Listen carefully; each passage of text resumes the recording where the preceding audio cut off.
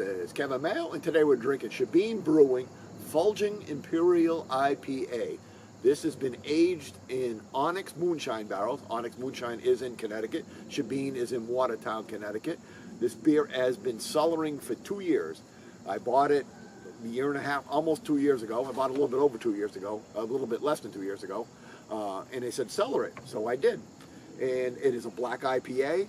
Again, it says aged. It was for a contest where this Onyx Moonshine sends out to about 20 Connecticut breweries these moonshine barrels and say, surprise us, and then they have a tasting, and all the proceeds go to charity. It is 12% IPA, and that's all I know about what's in it for ingredients. It does have the wax top, so we're going to cut that off. And if you know me, there's a good chance I'll end up in a hospital, because if you give me a sharp knife and try to cut stuff, it's usually not a good outcome. But we're getting there.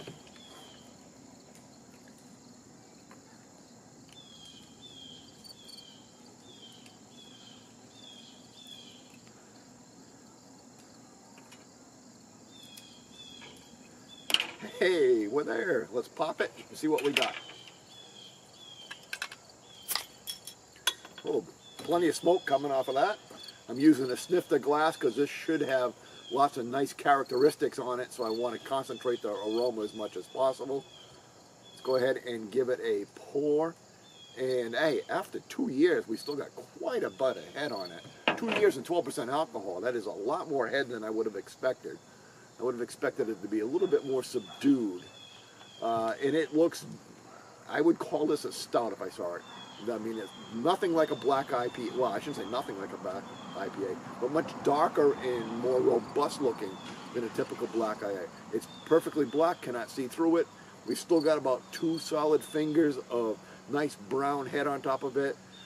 Getting maybe just a hint of alcohol lacings around it. Again, like I said, there's 12% ABV, so let's do the aroma. You're getting that really nice dark fruit, like a cherry. I'm getting a little like a burnt piece of wood aroma to it.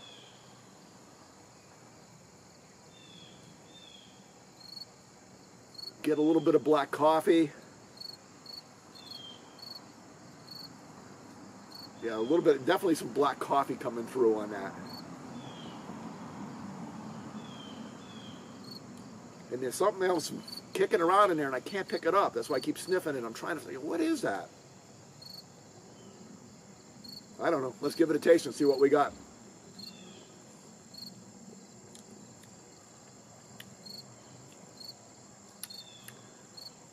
Wow. Extremely, extremely smooth. I mean, it's really got a nice mouthfeel to it. Extremely smooth. If I poured this out for you, didn't tell you what it was, not in a million years would you say, hey, that's an Imperial IPA. I mean, it tastes much, much, much like an Imperial stout. There's our alcohol lacing.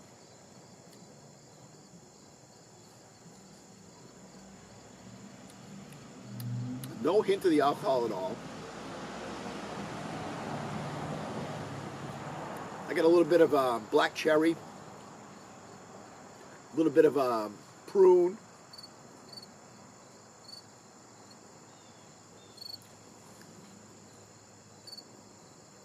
Definitely the black coffee.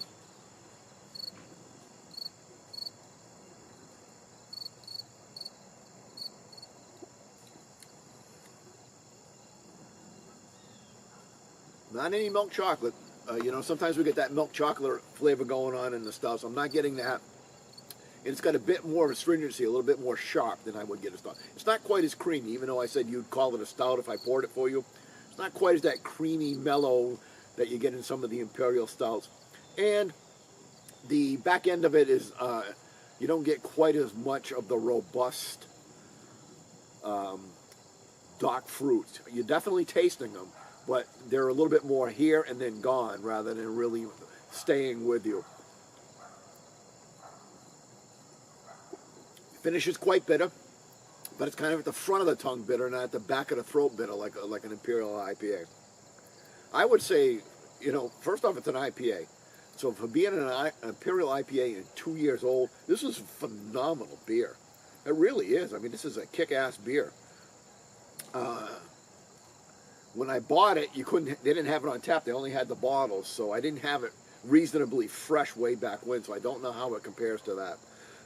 Solid beer, score-wise. It's so unique. It's you know you're gonna just compare it to itself. Really, you can't really compare it to other beers. I would give this an A. Let's give this a 92 out of 100. Till next time, keep drinking.